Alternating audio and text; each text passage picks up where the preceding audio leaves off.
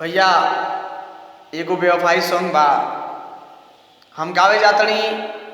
हमारा आशा बा विश्वास बा कि आप लोगन के पसंद हुई। आप लोगन के छोटा भाई अब्दुल्ला राय भोजपुरिया पर आपन ऐसे ही दुलार प्यार आशीर्वाद दुआ बनल रही। हमरे चैनल के सब्सक्राइब करी, लाइक करी, कमेंट करी और बेल आइकन वाला घंटी के जरूर दबाई। गीत कैसे बा जब हम खुद लिखले बानी और आप लोग के सामने गावे जातनी। एगो लड़का से प्यार कर लिया और लड़की खुद धोखा दे देती है। ओके लड़का और लड़की के चक्कर में अपन जान दे देता। जब एक अर्थी उठाता है न से तो लड़की रोतिया। लड़का के आत्मा का कहता ये गीत के माध्यम से बताओ तनी का कहता। जियत रहनी तहलियो न पुछलू जान, जियत रहनी तहलियो न पुछलू ये जान, मर गई नीत रोबिल काहे, मर गई नीत रोबिल काहे। हम तो दुनिया से जाता निगोरी, हम तो दुनिया से जाता निगोरी,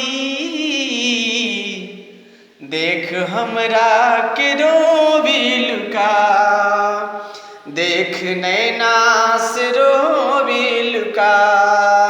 जियत रहनी तहालो न पुछलू जान, जान मर गई नीत रोबिल का।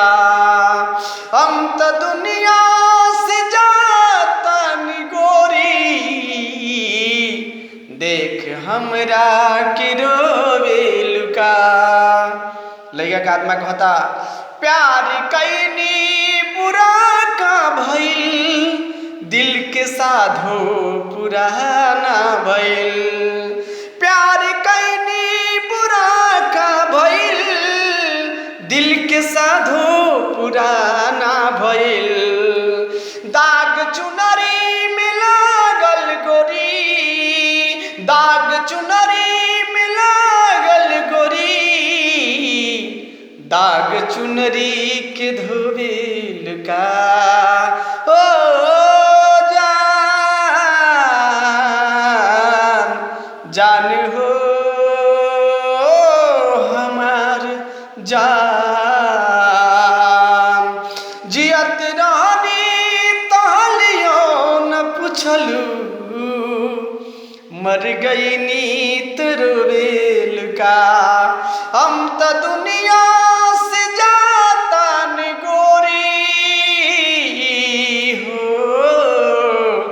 देख हमरा के रोबिल का, देख हमरा के रोबिल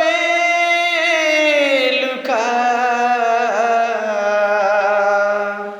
भैया हमार गाना सुनी और विचार करी और अब्दुल्ला राय भोजपुरिया पर अपन दुआ प्यार आशीर्वाद बनौले रही। हमरे चैनल के सब्सक्राइब करी, लाइक करी, कमेंट करी और बेल आइकन वाला घंटी के जरूर दबाई।